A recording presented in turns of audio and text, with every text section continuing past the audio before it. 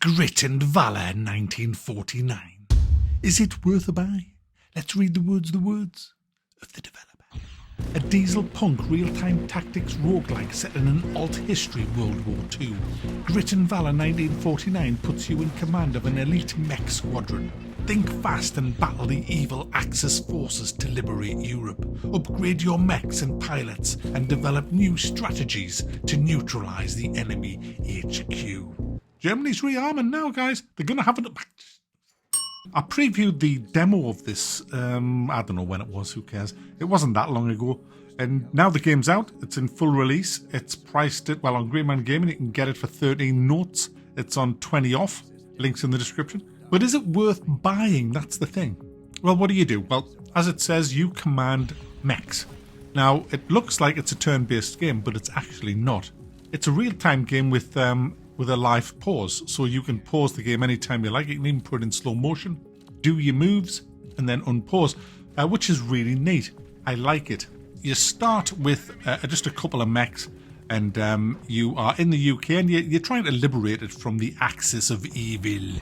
So you start off in Scotland, and then you work your way down into Northern England, which is the best part of England, of course, where I live. Then you go through Birmingham, where they can't talk properly at all, and you finally end up in the South, down south, where the shandy drinkers live. And you have to liberate them. And that's where the boss is of the Axis, and you have to take him out. Then you can move on to Europe and the other places and rid the whole world of them. There's many battles to be fought on the way south, and you choose which battles you want to take. You are told what kind of mechs you'll be up against, but not what you have to do. There's various different types of missions. There's capture missions, there's defend missions, there's capture missions, and defend missions, and there's capture missions, and I think there's some defend missions. Oh, and there's some capture missions. Now, it's a roguelike game, which means you're going to get your arse handed to you at some point on your way down south. But when that happens, you will have collected a lot of resources on your glowing victories, and you will be able to use them to build up your base. And this is the base, and you have lots of... I haven't unlocked it all yet. There's buildings you unlock to give you more mechs, to give you better pilots, to give you more research, so that you can unlock mechs with blueprints, research some kick-ass upgrades for them, research some better... well, recruit better pilots and give them better abilities, and then put them all together into a nice big team of kick-assers. There's three types of mech. There's like a shooty mech, an arty mech, and a flamey mech. And it's rock, paper, scissors. And as you'll see in the top right corner, it tells you in the little triangle that bullets kill... I haven't got this, I'm going from memory. Bullets kill flames, and flames kill arty, and arty kill bullets. Back, if that's wrong, you're going to look like a right bell end. I think that's right. If it isn't, that's why I've been losing. Because that's what I've been doing. Never mind. And that's the whole game, essentially. In the battles, when you're in the battlefield, you'll get enemy waves just pouring in one after another. And at the same time, you're trying to defend yourself against them. You have to be doing the objectives on the map.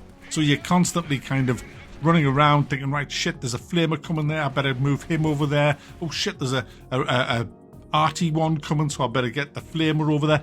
You have to kind of know which ones to engage who. So there's a lot of manipulation and micromanaging on the battlefield, but like I say, you have a pause, so it isn't too bad when you're doing that. But then the bombers start coming. Oh my goodness, the bombers.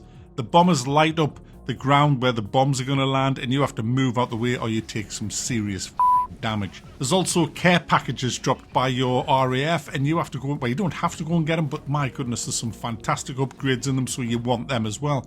Now, apart from your mechs, you also have an HQ unit on the battlefield. If he dies, it's game over. Now, he can't fire anything. It's literally something that just moves around, but he can repair mechs a limited amount of time. You all have abilities that are limited time abilities, unless you get a buff that just puts them on a timer.